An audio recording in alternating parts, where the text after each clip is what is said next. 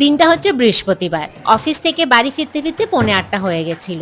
বাড়ি ফিরেই নিজের অফিস ব্যাগটা রেখেই সোজা পৌঁছে গেলাম কিচেনে লাঞ্চ ব্যাগ থেকে লাঞ্চ বক্সগুলো বার করতে। নয়তো যে আমি ভুলে যাই আর পরের দিনকে সেই বক্স থেকে এত বাজে গন্ধ বেরোয় যে কি বলবো। তারপরে লাঞ্চ ব্যাগটা নিজের জায়গায় রেখে সোজা সোফায় এসে পড়ে গেলাম। কারণ অফিস থেকে ফিরতে, ফিরতে খুবই হাঁপিয়ে যাই। দেন একটু ওয়াশরুমে গিয়ে ফ্রেশ হয়ে চলে এলাম ফ্রিজের কাছে আজকের ডিনার মেনু ডিসাইড করতে। ফ্রিজে ছিল ডিম, তার সাথে কিনুয়াও ছিল। তাই ভাবলাম একটু ছোটখাটো বাউল রেডি করা যাক। সব থেকে ইজি। তাই একটু কিনুয়াটা রসুন লঙ্কা দিয়ে ফ্রাই করে নিলাম আর তার সাথে একটু বানালাম ডিমের পোচ।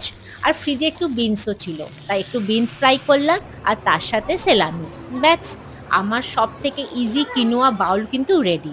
দেন একটু ফ্যামিলিদের সাথে কথা বললাম, রাতেই তো একটু টাইম পাই তাই। তারপরে ডিনার করলাম তারক মেহতা দেখতে দেখতে। That's it, tata.